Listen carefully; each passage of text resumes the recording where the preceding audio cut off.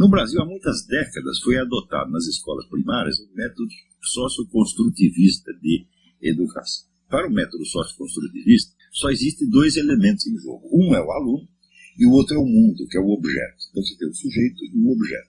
Então, tudo que é preciso fazer é deixar o aluno, o sujeito, diante do objeto, para que ele espontaneamente vá aprendendo e criando as estruturas. Por abstração, ele vai aos poucos compreendendo, fazendo as generalizações, né? No fim chega lá a obter toda uma concepção organizada do mundo a partir do mero experimento espontâneo.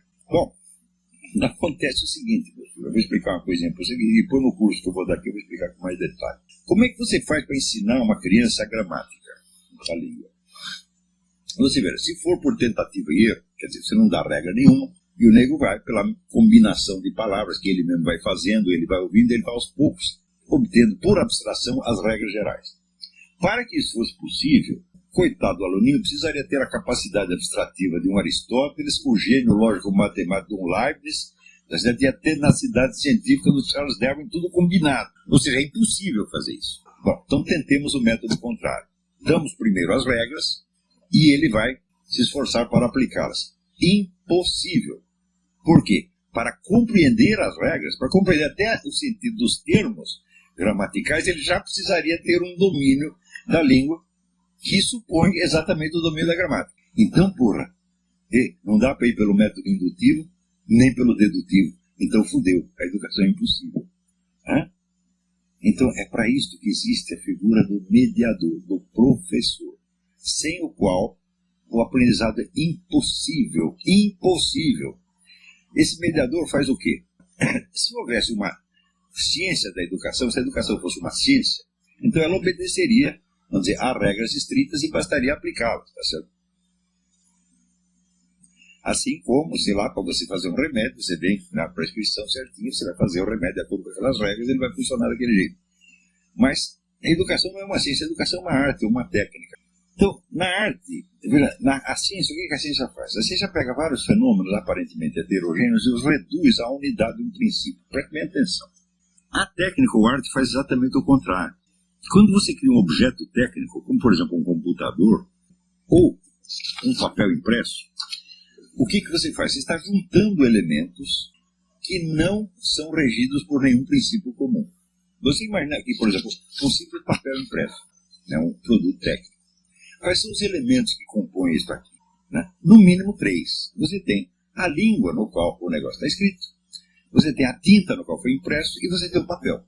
É possível existir algum princípio comum que explica ao mesmo tempo as regras da gramática, a fabricação da tinta, né? A química da tinta e a fabricação do papel? Não. Então são coisas heterogêneas, teoricamente irredutíveis. Irredutíveis a uma teoria comum. Não pode haver uma teoria comum dessas 3 coisas. Estão acompanhando?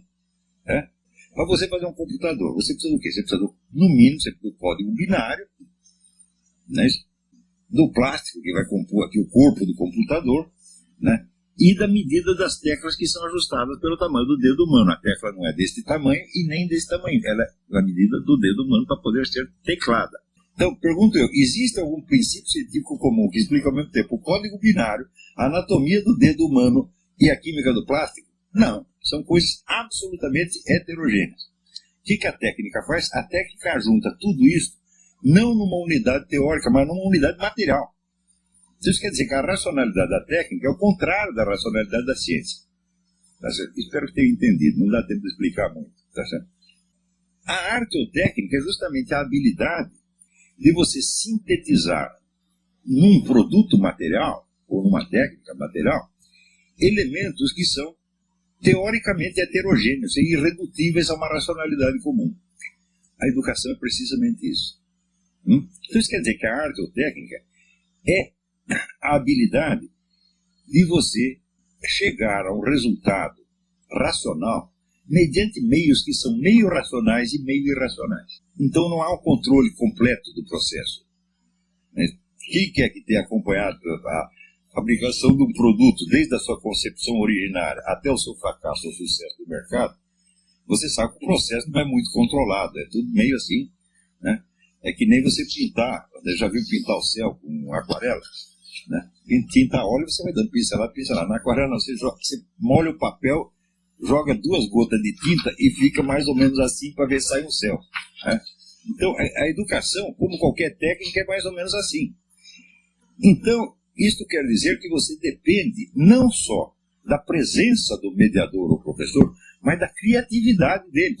Ele fazer esse arranjo, vamos dizer, entre as disponibilidades pessoais do aluno, que são incontroláveis, tá certo? E o objetivo que ele quer chegar. Por exemplo, ele quer chegar, fazer o sujeito entender as regras da aritmética elementar, ou as regras da gramática, tá certo? Então, ele tem que fazer uma ponta entre o irracional e o racional. Isso é dificílimo. Então, isso quer dizer, a presença do professor, a presença do mediador é o elemento central da educação, porra.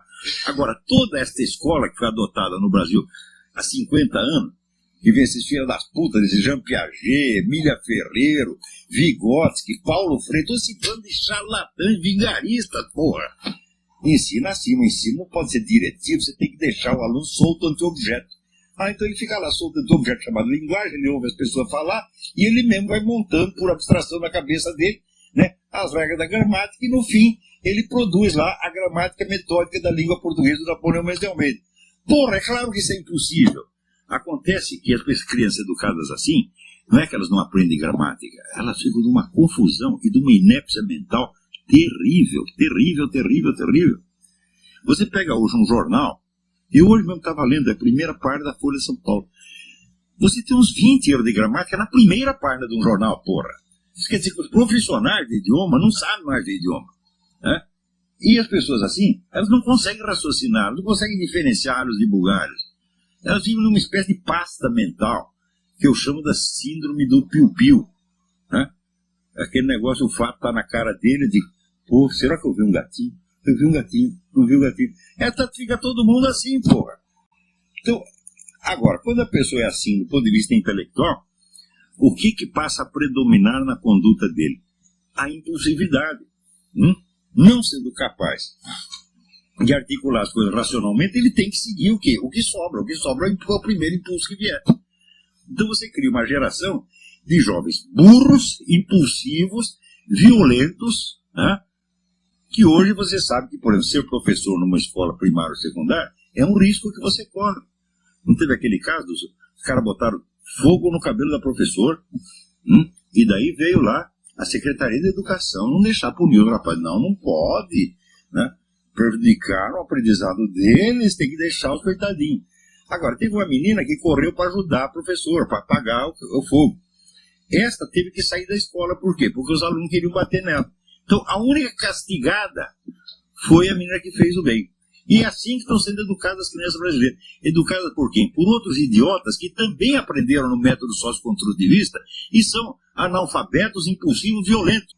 Todo o nosso Congresso praticamente é constituído de gente assim. A Dilma é assim, porra. Vocês não enxergam isso? O Lula é assim. Toda essa gente é fruto do quê? O método socioconstrutivista aliado à pressão da nova ordem mundial que quer, né, empastelar todos os valores da civilização sem saber o que vem depois.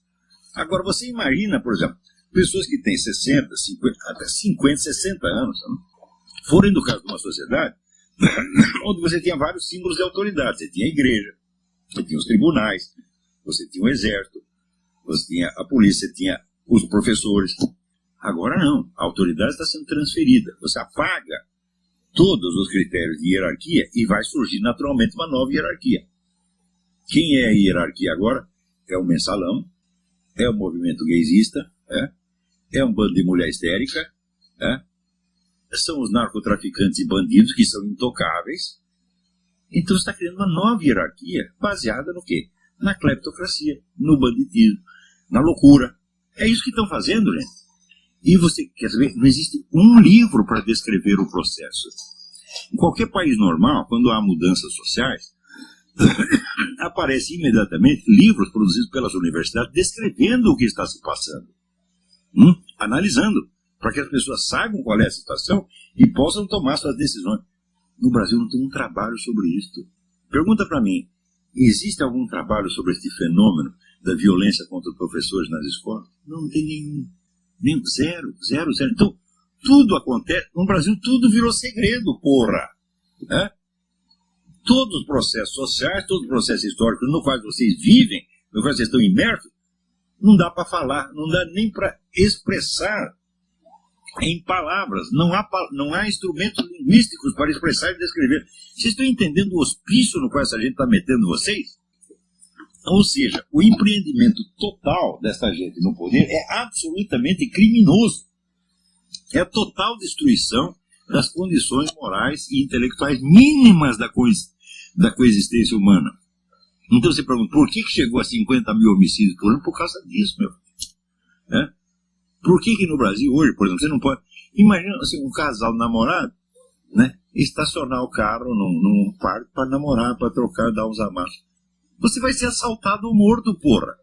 Todo mundo tem medo de fazer isso hoje. A pessoa tem medo de ficar em casa. E você acha que isso é coincidência? Não, meu filho, esses processos sociais não acontecem assim. Não, as coisas têm uma conexão. Então, você pode relacionar isso a esses dois fatores. A destruição dos princípios civilizatórios, a destruição premeditada, que o pessoal da nova ordem mundial manda fazer, e o brasileiro, mais do que depressa, o brasileiro é um puxa-saco por natureza. Você, quando não tem critérios próprios, você não tem tradição, você não tem valores, você não tem crença estabelecida, você se torna o quê? Um puxa-saco. Porque, como não existe autoridade abstrata na sua mente, a autoridade das leis, a autoridade dos 10 mandamentos, a autoridade de Deus, só existe a autoridade pessoal presente. Então, o cara que chega e fala grosso, você sim senhor, marque depressa. E acreditando, eu preciso fazer isso, porque senão eu não vou ser moderno, eu vou ser quadrado, as pessoas vão falar mal de mim. Então, esse bando de puxa-saco que tem no Brasil está destruindo o país, porra. A coisa é muito séria, é muito grave.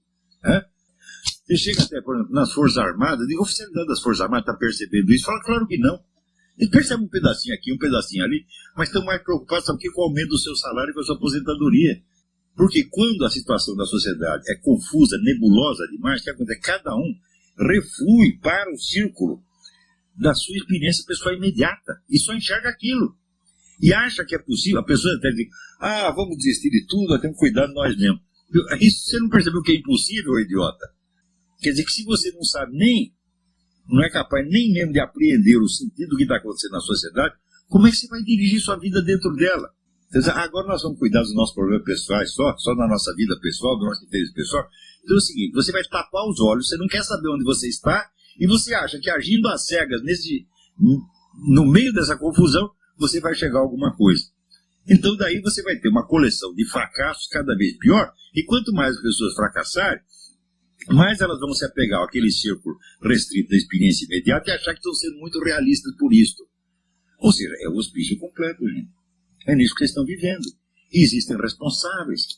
Responsáveis é Dirceu, responsável Paulo Freire, responsáveis são esses educadores nacionais metidos pra caramba, tá entendendo? Que vinham com aquelas teorias, que eu vi a origem de tudo isso, gente.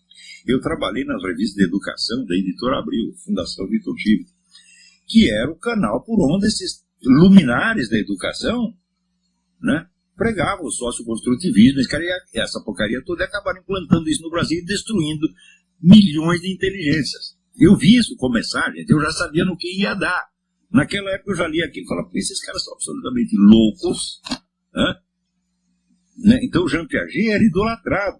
Digo, olha, ali no meu livro Jardim da Aflição, eu escrevi 3 páginas sobre o Jean Piaget e falei, o Jean Piaget é incompetente. Eu não enxergo um palmo dentro do nariz.